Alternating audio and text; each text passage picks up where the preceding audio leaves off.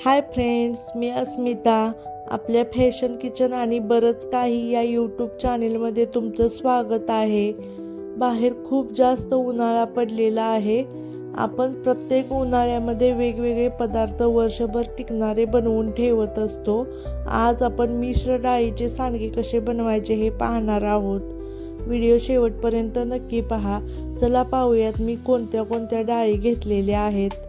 मी इथं अर्धा किलो मटकीची डाळ घेतलेली आहे, पावशर हरभरा डाळ घेतलेली आहे, पावशर मूग डाळ घेतलेली आहे व 2 चमचे मी जिरे घेतलेले आहेत. आता आपल्याला हे सर्व मिक्स करायचं आहे आणि याची भरड काढून घ्यायची आहे. हे तुम्ही मिक्सरमध्ये सुद्धा मोठं फिरवून घेतलं तरी चालेल, पण मी घरगुती चिक्कीमधून 6 नंबरच्या चाळणीने हे भरडून घेणार आहे. तुम्ही जर आपल्या चॅनेलवरती नवीन असाल तर आपल्या व्हिडिओला लाईक, शेअर, सबस्क्राईब नक्की करा आणि बेल आयकॉन दाबायला विसरू नका. मी मोठी भरड करून घेतलेली आहे. सांडग्यासाठी मी इथं 1 वाटी बारीक चिरून कोथिंबीर घेतलेली आहे, 40 लसूण पाकळ्या मोठ्या बारीक करून घेतलेल्या आहेत, 1 चमचा हिंग, 2 चमचे पांढरे तीळ, चवीनुसार मीठ, 1 चमचा मी इथं धना पावडर व 3 चमचे लाल तिखट घेतलेले आहे. आता आपल्याला पीठ मळून घ्यायचं आहे. सुरुवातीला आपण हे डाळीचे पीठ परातीमध्ये घेऊयात. त्यामध्ये आपण सर्व घेतलेल्या वस्तू घालून घ्यायच्या आहेत. लाल तिखट सुद्धा तुम्ही आवडीनुसार कमी जास्त करू शकता.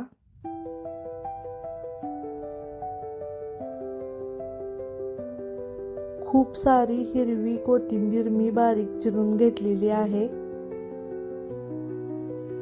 आता चवीनुसार मीठ घालून घेऊयात आणि हे सर्व आपल्याला मिक्स करून घ्यायचं आहे आणि त्यानंतर थोडं पाणी घालून पीठ मळून घ्यायचं आहे. मळत असताना आपल्याला यात गुठळ्या होणार नाहीत याची काळजी घ्यायची आहे.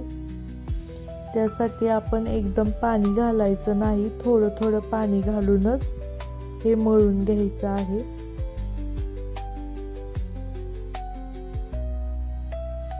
मागच्या व्हिडिओमध्ये आपण उडीद डाळीचे सांडगे बघितले होते. आता आपण मिश्र डाळीचे सांडगे बघत आहे.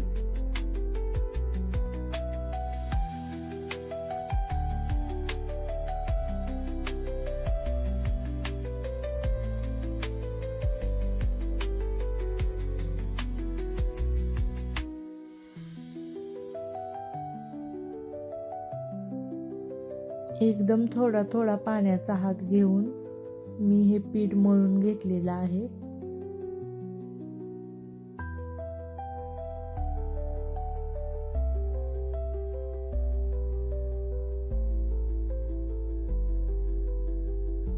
हे एका बाउलमध्ये काढून ठेवायचं आहे आणि हाताने प्लेन करून याच्यावरती थोडासा पाण्याचा हात लावायचा आहे.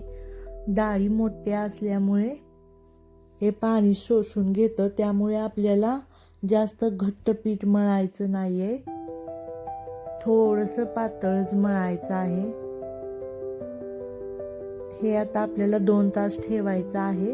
त्यानंतरच आपल्याला सांडगे पाडायला घ्यायचे आहेत. 2 तास झालेले आहे. तुम्ही पाहू शकता आपलं पीठ एकदम मऊ झालेलं आहे. याचे सांडगे पाडताना आपल्याला जास्त वेळ लागणार नाही किंवा त्रास होणार नाही. एकदम इझिली सांडगे पाडून होतील. मी आता तुम्हाला थोडेसे सांडगे पाडून दाखवणार आहे.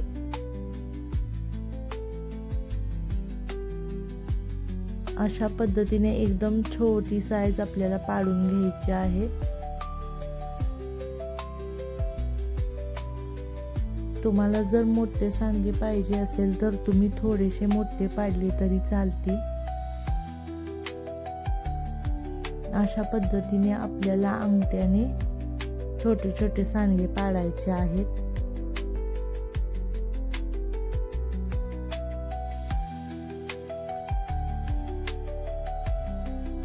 भाजीसाठी एखाद वेळी काही अवेलेबल नसेल तर आपण सांडग्याची सुकी भाजी किंवा पातळ आमटीसुद्धा बनवू शकतो.